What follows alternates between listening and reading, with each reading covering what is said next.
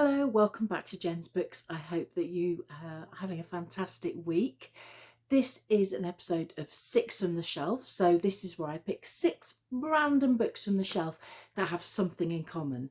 So I think this is probably going to be the first of several videos about short story collections, because I do love a short story collection. As a writer as well, if you study writing, you're often encouraged to sort of learn the genre of short story, which in itself is very specific and very difficult because you have to say so much in such a short word count. So in the UK, short story, if you're writing one for publishing, it's usually about 2,000 words, but in the US they tend to be much longer. And when you get collections of short stories, you often find that they're much longer short stories, but you have to, every single line has to count. Everything has to sort of build the characterization or move the story on, and they need to grab the reader from the beginning. And I often find with collections of short stories, there's often feels like some of them are thriller and some of them are filler, but I'm hoping that these examples and these recommendations are ones that you'll enjoy, and I'd love to know what your thoughts are. Do share in the comments. So the first book I wanted to mention was one that I actually spoke about back in January, but I really love this collection. It's Julie Orringer's How to Breathe Underwater. So this was published in 2005, and it's a really beautiful collection about growing up. It's Bildungsroman. It's about women navigating the path through childhood, through adolescence into adulthood. And there were some really beautiful stories here that really resonated with me. The first story in the collection, which is called Pilgrims, I think is probably going to stay with me forever. It's so haunting. It's one of those stories that everything starts off quite normal. There's a group of children playing in a back garden, but the way it ends is so um, so unexpected and so brutal that I think it will probably stay with me forever. It's one of those books. And there are other explorations. So one of the ones I mentioned in my previous video, which I'm going to mention again, is Note to Sixth Grade Self, where there's a female child who's trying to navigate high school, and that really felt familiar to me, that the sort of those unwritten rules that as a child that you're trying to navigate and work your way through and try and get through school as unscathed as possible. So that felt very familiar to me. But there's stories about friendship here. There's stories about mothers and daughters and sisters, and they're just really really well observed, beautifully written, and every single book in story in this collection for me was a hitter. There was no fillers there. I just think it's a fantastic collection, and one that I wanted to mention again as a recommendation. The next collection is just really sort of horror, but also kind of a political, macabre collection. It's Mariana Enriquez, The Things We Lost in the Fire. And if you enjoy this book, you'd also probably enjoy her other collection, which is called The Dangers of Smoking in Bed. If you've read this one, then read that one. If you've read that one, then read this one. But she's an Argentinian writer. The collection was published in 2017, and it's translated by Megan McDowell from the Spanish. And it's very dark. There are stories here about abuse. There are stories about horror. There's a real sense of political activism and the challenges that women in particular face in Argentina. But there's also a sense of horror and the paranormal here as well, and the uncanny and the unreal.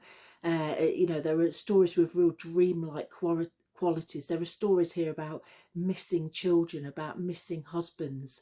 And the first book, the first story, the one that the collection, or the one the collection's named after, is about women who set fire to themselves in as a political response to the patriarchy. I mean, these are some quite grim and hard-hitting stories. There's another story about a young boy who's chained up in a neighbour's garden. So these aren't going to be for everybody. They're quite a challenge to read in occasions, but they're just beautifully written, and really unsettling.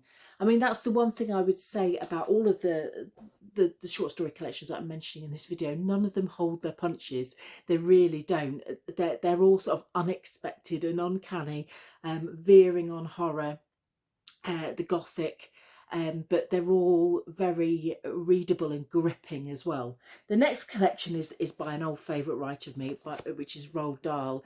And if you've not read his short stories before, it's definitely worth reading them. There's loads of them. You may remember, if you're my age, dimly in the distance, Tales of the Unexpected, which was a series that was kind of based on a lot of his short stories.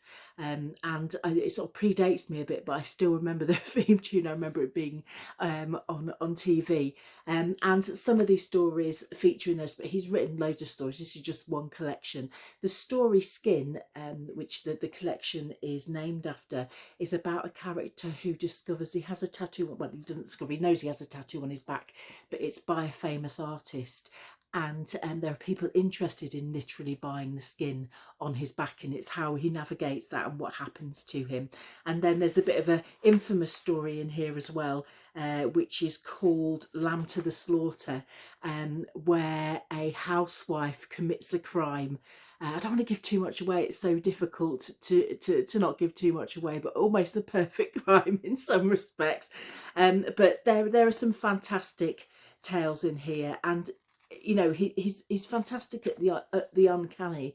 So you may know Roald Dahl for his children's fiction, but if you haven't read any of his adult stuff, it is worth a read. And this collection, as I said, which was published, actually, let me tell you, it was published in 2001, so after his death, because he died in in sort of 1990 or something along those lines.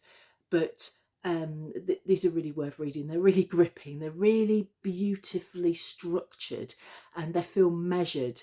This is a writer who is a master of his craft, but his short stories for adults are definitely worth having a read, especially if you like sort of the slightly uncanny and the slightly odd, like I do. Next, we have a collection of Shirley Jackson's short stories. My favourite Shirley Jackson short story, and possibly, well, definitely my top 5 short stories always, is The Lottery.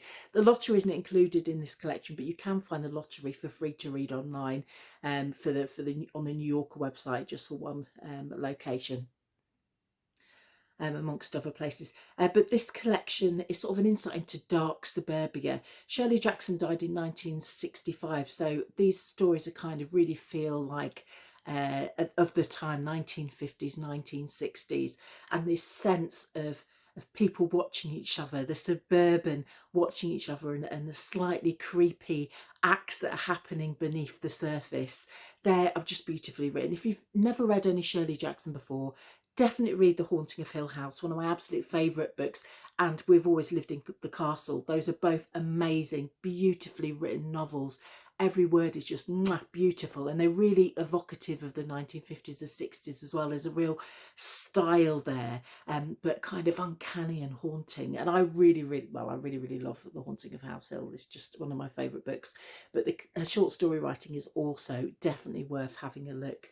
So as I said, there's a whole collection of stories in here, some about paranoia, some about neighbours, sort of knowing what's going on in each other's lives. There's a story here about a neighbour whose neighbours die in a car crash, and she has to break the story to the daughter, and the daughter has this sort of uncanny gift and said she knew all along that her parents were going to die.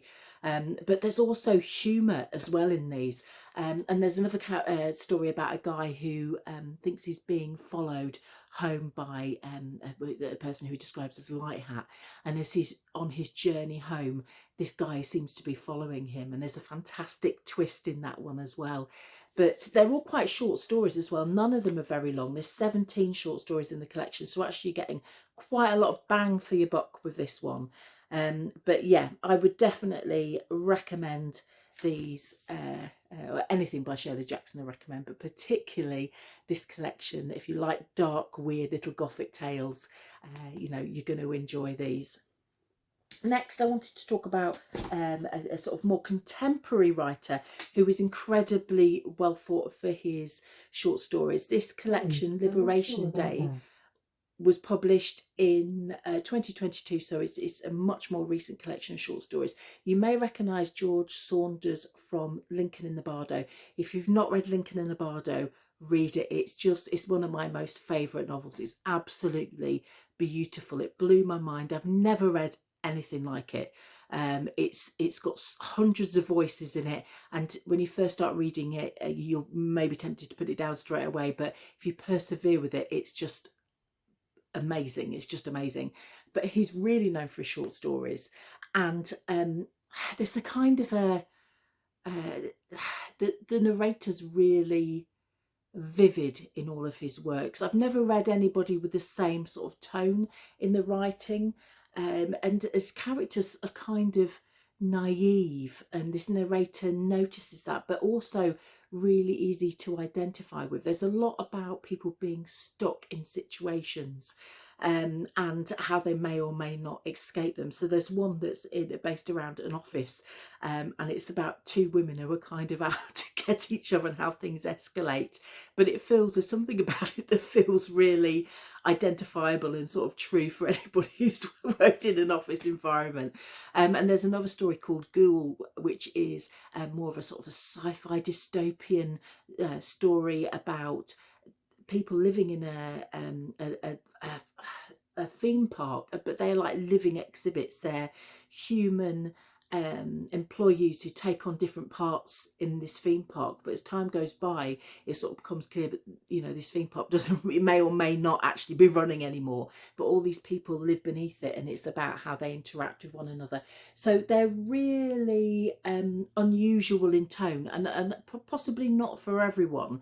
But I think in terms of reading contemporary short stories, it's really worth looking at George Saunders. He's seen, as I say, as a master of his craft. He's more of a, I would say, short story writer than a novelist, although Lincoln in the Bardo, as I say, is just amazing. But yeah, they're absurd, they're funny, they're relatable, but they're kind of claustrophobic. Say there's a very loud kind of narrative voice that comes across in all of his work. He seems to be very present in his writing, but very unique as well. The themes around the stories are really unusual. So if you've not come across George Saunders, read Lincoln in the Bardo. But also, if you have read Lincoln in the Bardo, read his short stories. And there's several collections available, but this is the most recent one. The last collection I wanted to talk to you about was Mark Haddon, The Pier Falls. And this was really amused me, actually, because I picked it up to sort of refresh myself on the stories inside, and ended up rereading the whole thing again. It's so gripping, and this is a collection of short stories that do not hold the punches. The first story, The Pier Falls, it feels like a 1970s disaster movie told in real time, as literally a pier on a sunny day falls and lands into the sea, and it's about what happens to the people that are on the pier. And it's like car crash. You can't look away. It's awful, but you can't look away, and you're just drawn in. And that's sort of a theme throughout the work here, of kind of people facing disaster, facing tragedy, but Mark Haddon looks at it in a really unflinching way, a way that draws you in throughout. And I just had to continue reading the collection after I'd reread that story. But it's sort of speculative as well, and it's also got these really beautiful sort of illustrations throughout as well, which I found quite unusual. But I'm just trying to remember the other books that I was reading, because I've read all of this. There's one about some 19th century men who go on a expedition to try and recover the remains of some people who went on an expedition before him. There's that sense of boy's adventure, and it all goes horribly wrong. And there is one, let me just remind myself, I read this yesterday. Yeah, there's one called Bunny, where there's a sort of morbidly obese man that lives in a house, and about his friendship with a woman, and how they're sort of tied together. It's just so gripping and thrilling. It's nothing like A Curious Incident in A Curious Incident of the Dog in the Nighttime. It's nothing like that, and it's this is a collection that has stayed with me. I mean, I read it when it first came out, I think in 2016, and I just can't get it out of my head. It's got space there, it's living there. But it's about survival, it's about facing the worst case scenarios, in a mixture of time periods, in a mixture of situations, and it's just gripping. Once you start reading it, you can't put it down. As I say, it's not going to be for everybody. It is kind of, as a sense, particularly that first short story, is horrific, but you can't look away.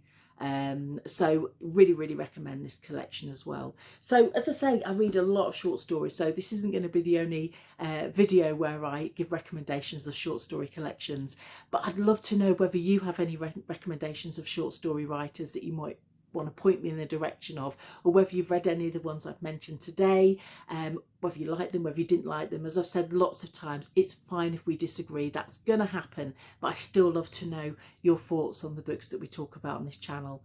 But thank you very much for coming along. I'll see you again later in the week, and have a fantastic week. Take care. Bye.